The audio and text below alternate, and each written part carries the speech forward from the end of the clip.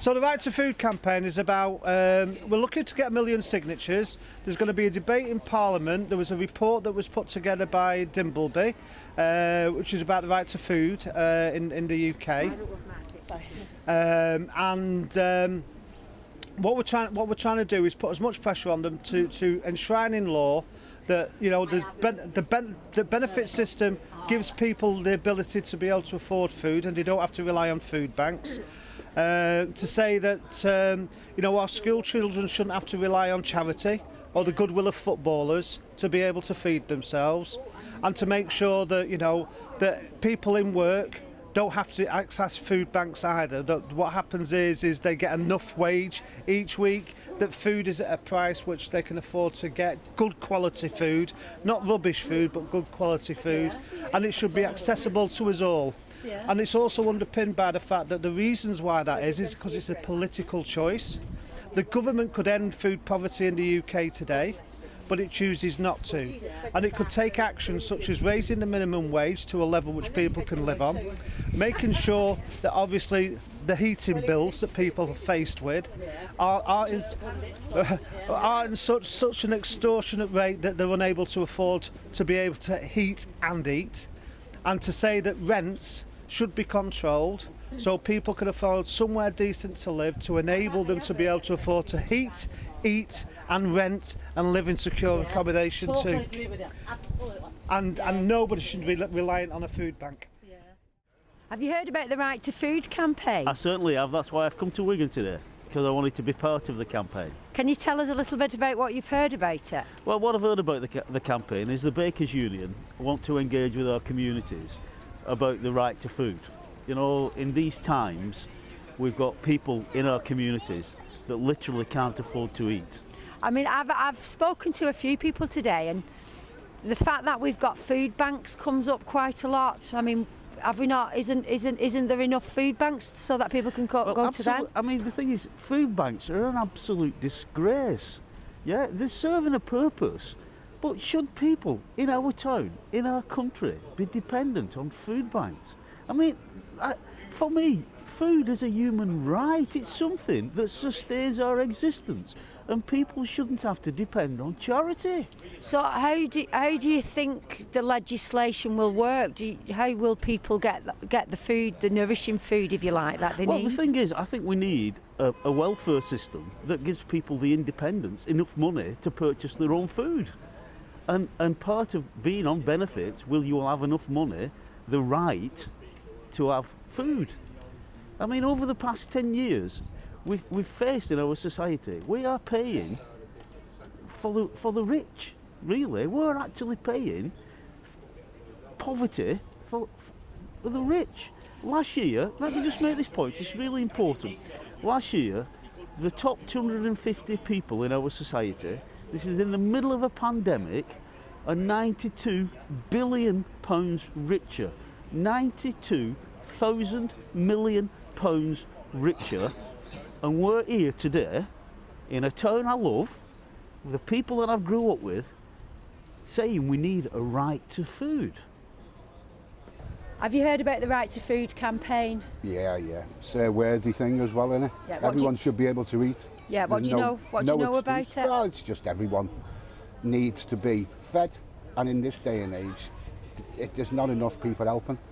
There's not enough people helping. And it's a right for everyone to eat. But we have food banks, don't we? Do you not think that is enough? There's not enough of them. There's not enough money from the government goes into a food bank. It's all charity based, and that's wrong. Yeah. Totally wrong. They can spend money on piss-ups in Westminster, but they can't put money in their pockets. If all the MPs and constituents volunteered to quit, we'd have it solved. I suppose with the energy prices going up and gas and electric, perhaps people are not going to be able to donate to food banks quite as much anymore. Well, because it's a Murphy's Law, isn't it? You either feed yourself or you keep warm. I'm in the same boat. I've had a meter put in mine, but I make sure I've got food, and whatever's over, I'll put on me heating. And if it goes off a couple of days before I get paid again, so be it. As long as I eat, that's the main thing. So I take it you've signed our petition, haven't you? I have. Thank you for that. A couple of times, no problem. I'll continue to do so till something's done for. Well, I've actually spoken to a few people today who didn't want to come on camera, and they say that they're in full-time employment but they still have to visit food banks. So is this for people in jobs as well as people on benefits? Of course. I think what we have to do as a trade union movement, I'm a member of Unite, I'm an activist in Unite, and we have members that are the same. We have people that work in the NHS, that work in local government. They can't afford to live. Energy bills, we're facing an increase of 54% on energy bills. So it's not just going to be about the right to food; it's about the right to have a warm home. Yeah, and it's all people are already suffering. So I think as workers, as working people, we demand incomes, not only to survive on, but to participate in our society. So that just doesn't mean we can afford to pay our bills. It means we can afford to buy our kids presents. It means we can afford to take our families, our friends, our partners on holiday and have a bit of fun. Yeah, we shouldn't have to endure our existence. Have you heard about the Right to Food campaign? Well, I was just coming through your first town and I saw it here, so I thought I'd come over and see what was appertaining like. And yeah, you've just informed me. So what is it about? It's about the right to food being put in legislation, so basically making it law that everyone has the right to nutritious and decent food. Yeah, quite right. And I fully, as a member of North West Class 4, and I particularly deal with the prisons department and the things that they're doing. I think the right to food when someone comes out of prison, because they can wait for ages to get the first gyro and things like that.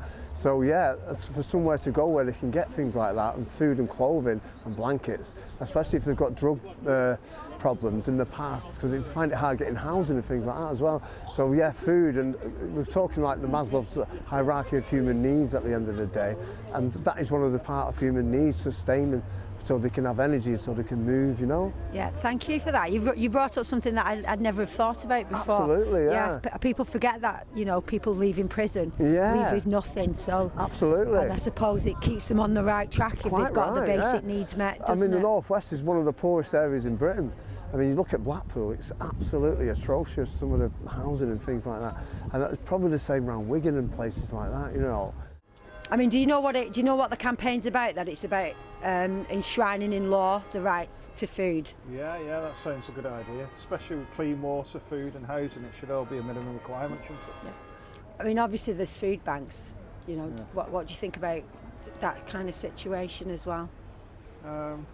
It's not an ideal situation to be in. It should be a right, really, than having to queue up and find a food bank. It's people as a minimum, whether they can't work because of certain reasons or they're thrown into poverty, should have the right to decent food. How's it gone today, Ian? It's gone absolutely fabulous. There's been loads of people from Wigan coming over to talk to us, really engaging with us, obviously talking about the issues that we're here, and expressing their support for the campaign that we're holding here. So are you going to be back next week? We will be back next week, and next week we're also going to do a pop-up on mental health. So if people don't know about mental health, want to have more information, they don't understand what they're entitled to get from support, benefits or where they can go and access the support that they need. We'll have somebody here who will explain how they get the support, how they make sure that they're able to financially survive, and obviously, as well as that, we will be using the petition to engage people on the right to food and why it's important that we put much pressure on the government as we can to enshrine it into law, so people are entitled as a right to decent food and a decent quality of life. So next Saturday between 9 o'clock and 2 o'clock, they can come and have a cup of tea? They can, 9:30 and 2 o'clock. Obviously we set up around about 9:30 and as soon as we're ready to go, they're absolutely welcome, and in fact we'd encourage them all to be here. Lovely, thank you very much.